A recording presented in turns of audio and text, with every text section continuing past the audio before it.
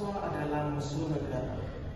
Karena rasuahlah banyak keburukan yang terkesan kepada negara. Oleh itu, rasuah perlulah dibantu keras agar negara bebas dari rasuah. Jika negara bebas dari rasuah, maka integriti dapat dipupuk di dalam kalangan masyarakat di negara kita. Assalamualaikum dan salam sejahtera. Anda bersama saya, Aina Syafira, mengulas isu jenayah semasa kian menular. Berdirinya saya di sini adalah untuk mengulas tajuk berkaitan membantas rasuah, menegakkan integritas. Pada zaman kini telah berlaku pelbagai aktiviti rasuah, antaranya ialah pemberian dan penerimaan rasuah, penyelewengan dana, dan pemerasan. Membantas rasuah, menegakkan integritas adalah usaha penting dalam memastikan ketertiban yang bersih, adil, dan berkesan.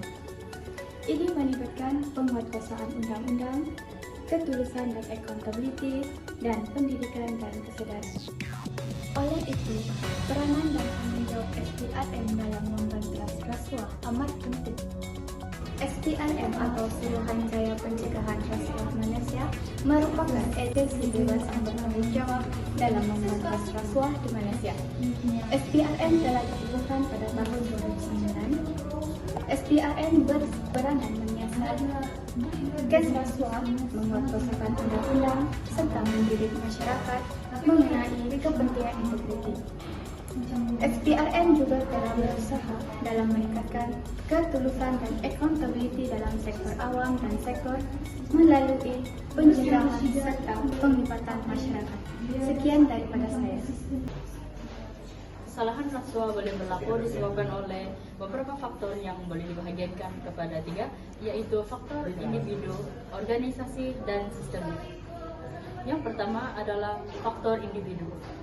Individu yang mempunyai tekanan keuangan seperti banyak hutang yang belum dirangsaikan boleh menyebabkan seseorang itu mengambil rasuah sebagai solusi yang cepat.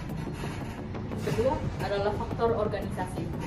Sebagai contoh, pekerja dalam suatu organisasi mengamalkan budaya kerja yang tidak berintegriti.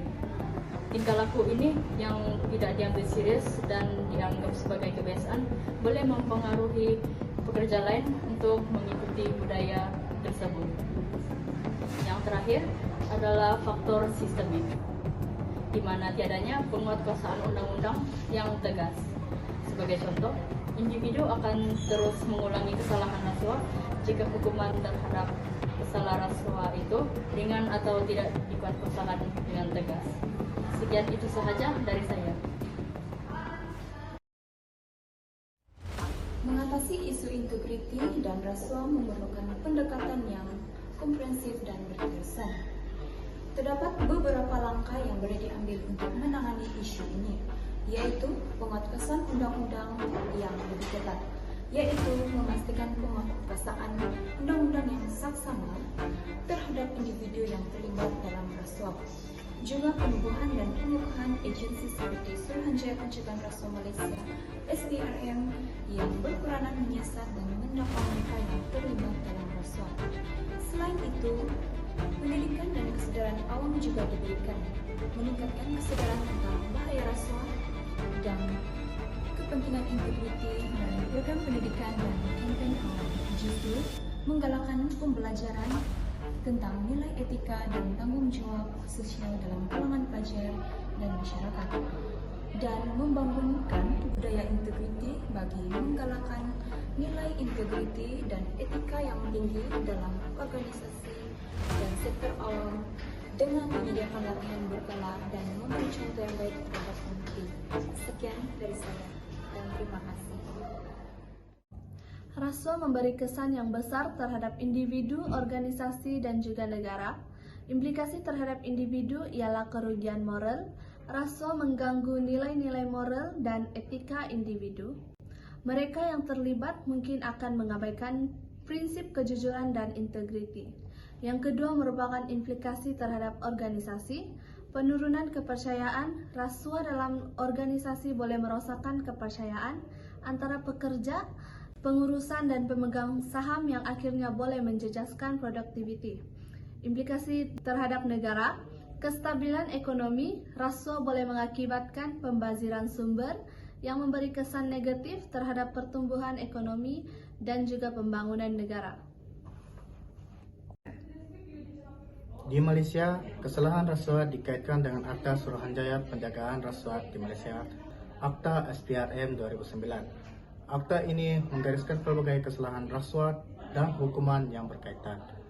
Berikut adalah beberapa kesalahan rasuah utama dan hukuman yang berkaitan kesalahan utama di Akta SPRM 2009. Meminta atau menerima rasuah di Seksyen 16 atau 17. Mana-mana orang yang secara rasuah meminta, menerima atau bersetuju untuk menerima sopan sebagai alasan untuk melakukan atau tidak melakukan sesuatu perkara.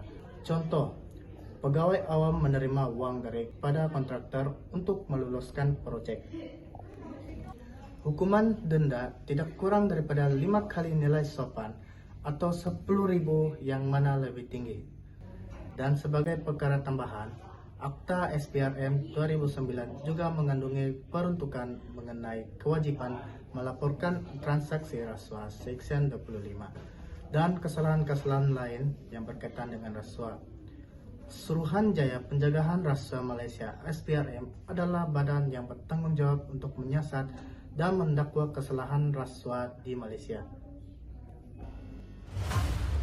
Sebelum mengakhiri video ini, saya dapat menyimpulkan bahawa kita hendaklah memberantas rasuah dan menegakkan integriti di mana ia penting dalam membentuk masyarakat yang beretika dan beraccountability. Tambahan pula, rasuah juga membawa kesan negatif seperti ketidakadilan dan penjelenguan kuasa. Oleh itu, pendidikan mengenai integriti harus diterapkan sejak usia muda.